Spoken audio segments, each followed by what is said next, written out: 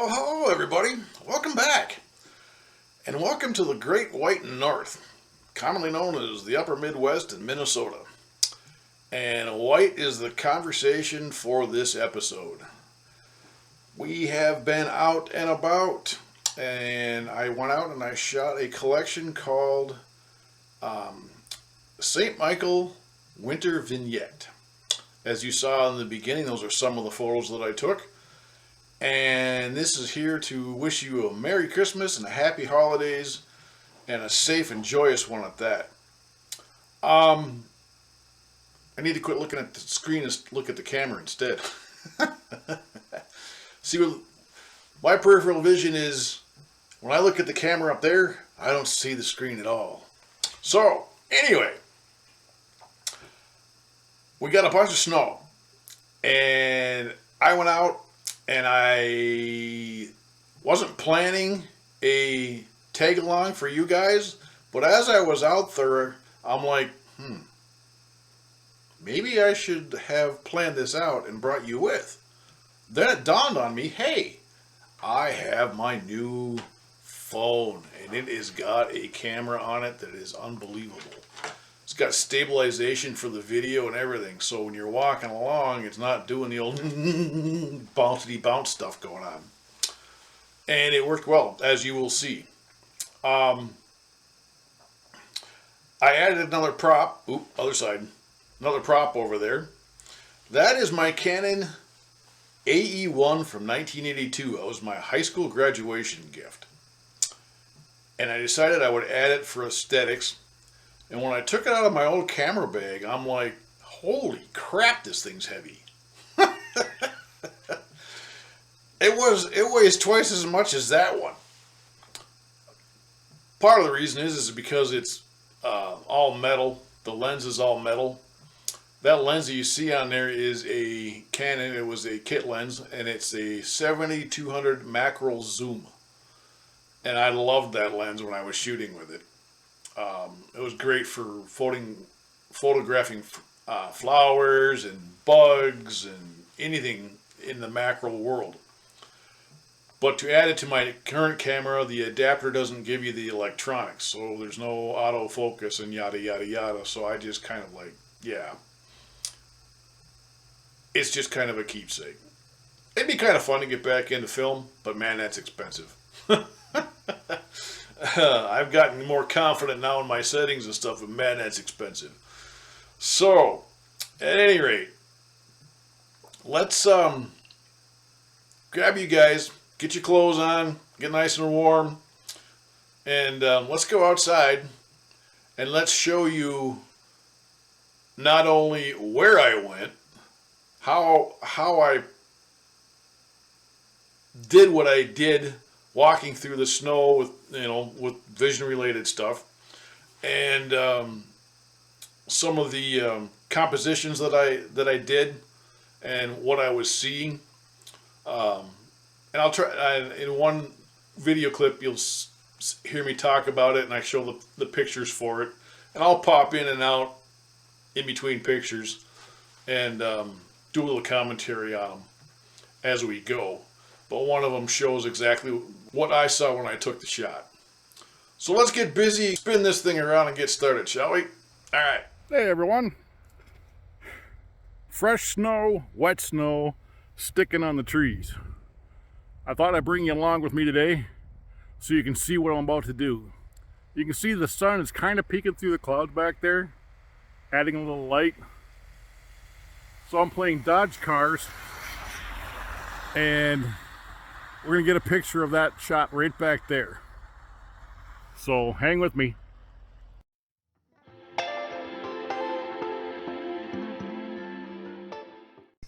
So you can see with that last picture, I put the vignette around it, and a lot of people have said, well, how do you make it look like that?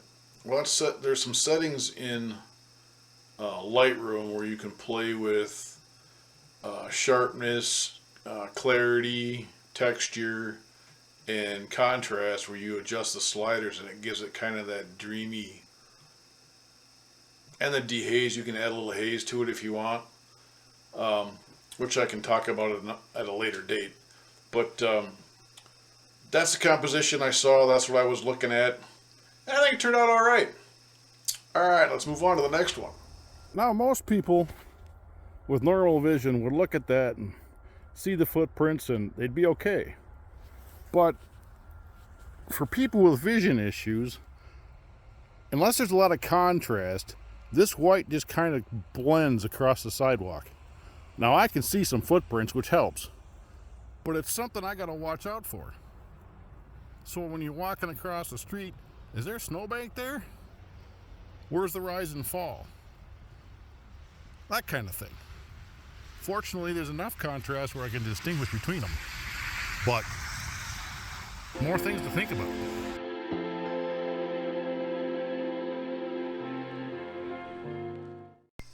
All right, so the funny thing with this picture, if you look really close at it, it's got Christmas lights on top of that fence. I didn't know that when I took it. But my wife pointed it out. Ooh, that was bright. My wife pointed it out to me afterwards. I'm like, huh. But what I did do was I wanted to do something a little different with the color in that photo. When I was standing there, I could see a lot of the green in the trees. And so I started playing around with the luminance sliders in Lightroom and the saturation sliders for the green and the blue. And I kind of played around with it. I kind of like that bluish green tint to it. It's just kind of being creative. So there again, I added the vignette because that's what this is about. But yeah, so let's press on to the next adventure. Now we're off in the woods, and it is a fantastically gorgeous hike through a park nearby. It's a dizzying effect. And here again, fortunately for me, people already walked the trail, so I can kind of tell where I'm going. You can kind of anyway, but it helps. But the snow on the trees is just amazing. I have compositions running through my brain like you wouldn't believe. All right, we'll show you some pictures when we get back.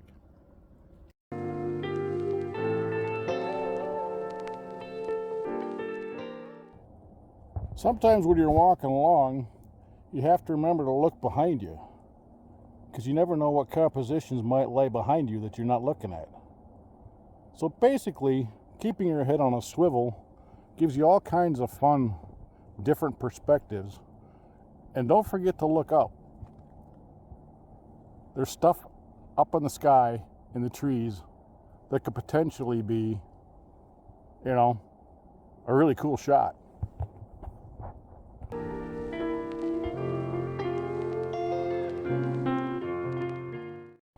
Now, see that log back there?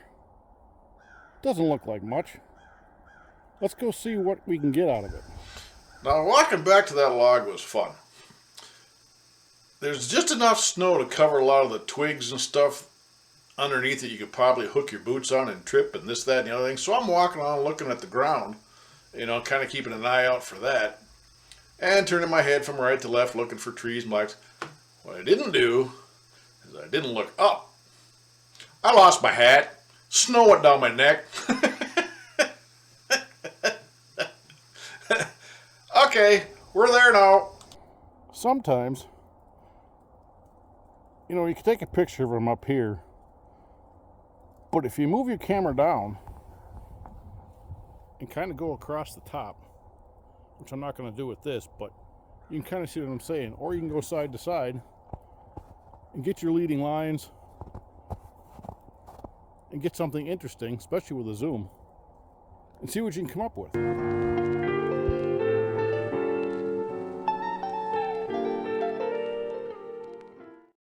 One thing you got to watch out for as we're doing this is snowball bombs coming off the trees.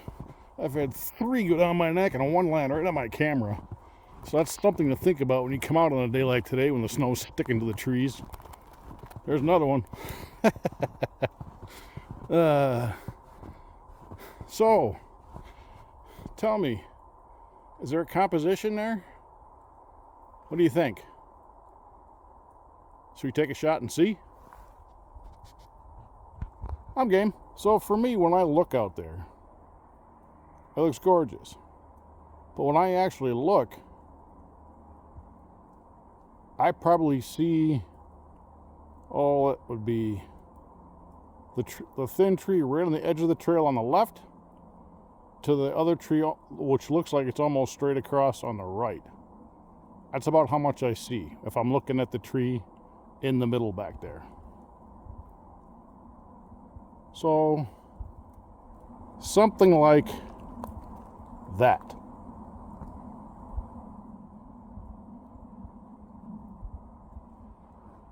So, let's take a picture and see what goes on. So, when you're looking at that scene in front of the camera, as I was talking about, the picture that I'm going to show you first is what the normal human eye would see. It's roughly, from what I've researched, it's roughly 23 millimeters is what you see when you look out there. Your peripheral vision is about 22, 20, somewhere in there. So my camera is set at 23 millimeters, the focal length, and then the f-stop is at 9, and we're at 1/80th of a second. And that's pretty much for the entire walk through as far as the the f-stop and the shutter speed. The focal length, obviously, because I'm using a zoom lens, alters as I take pictures. I'm only using one lens. I'm actually using that one back there. That's that Tamron 18 to 400. So I never had to change lenses the whole day, which is awesome. All right, I'll show you the picture.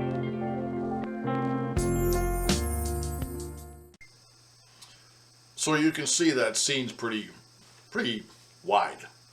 Now I'll show you a picture that I've altered through a black vignette to show almost exactly what I saw when I was standing there.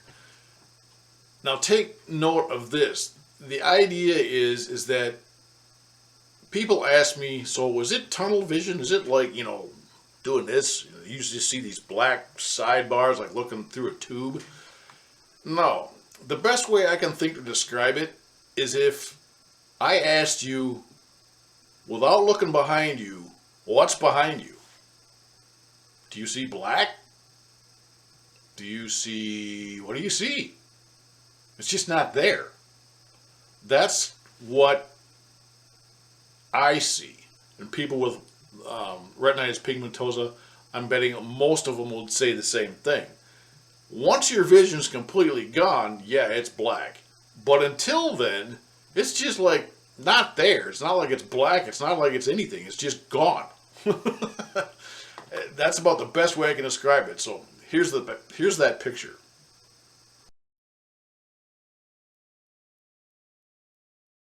So, rather unique, wouldn't you say? But it doesn't stop me.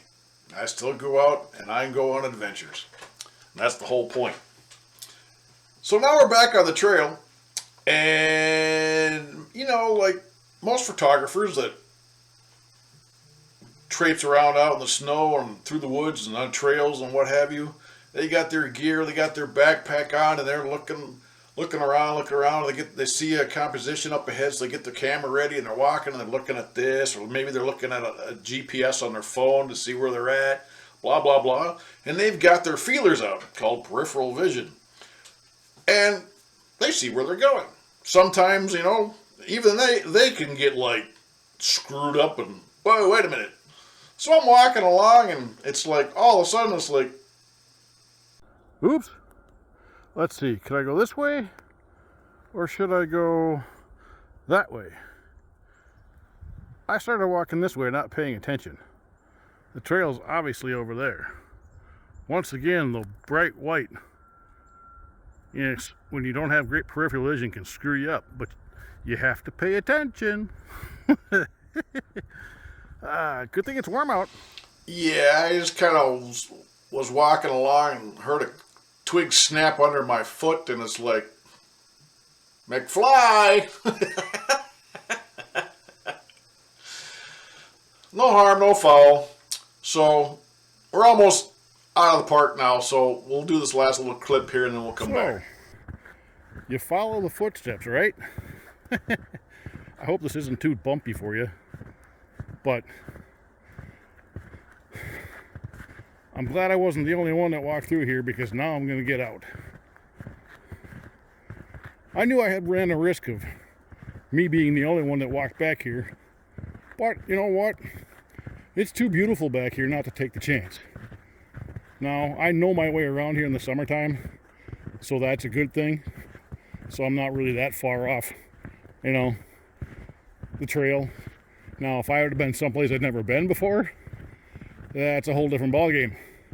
That's when you turn on your GPS and you see where you are. So, all right, that should do it for this video. So what do you think? That's quite the little adventure. I'm glad I brought you along. I hope you enjoyed it. It just kind of gives an idea of what, it doesn't necessarily have to be photography or whatever else, but think about just walking around normally. It kind of gives you an idea what that's about. I just happen to take pictures along with it. You'll notice that I did a lot of landscape video editing with my phone. I did that on purpose, because that's close to what it's like for people with this RP and some of the other retinal degenerative diseases. That's kind of how they see the world. And so if you do the landscape, it's more like what the normal vision would see. If you do the portrait on your phone, that's more like closer to what we would see, or I personally would see. I can't speak for anybody else, I guess, so I'm just kind of assuming that people with RP have this same perspective as I do. So, with that in mind, this whole channel is about, number one, inspiration. Number two, anything that if y'all would like to donate or purchase a print or whatever this RP inspired photography creates, 10% of that's going to go to a fantastic foundation that raises a ton of money to come up with cures and treatments and support people with vision issues. Foundation Fighting Blindness.